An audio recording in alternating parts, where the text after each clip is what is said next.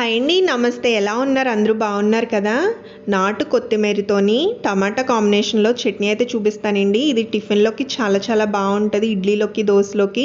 అలానే మనం వాటర్ వేయకుండా గట్టిగా ప్రిపేర్ చేసుకుంటే అన్నంలోనికి కూడా చాలా బాగుంటుంది. ఖచ్చితంగా ట్రై చేయండి. చాలా ఈజీగా టేస్టీగా ప్రిపేర్ చేసుకోవచ్చు. నాకెంతో బాగా నచ్చిన ఒక మంచి పాట.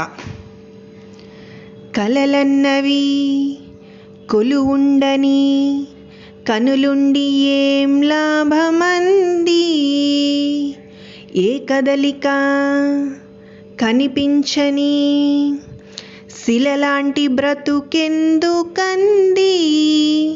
తోడు ఒకరుంటే జీవితం ఎంతో వేడుకవుతుంది అంటూ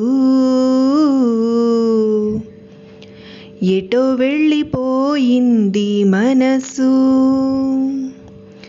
ఎటెళ్ళిందో అది మీకు తెలుసు. ఎటు? మంచి దోశ వైపుకి. Thank you for watching.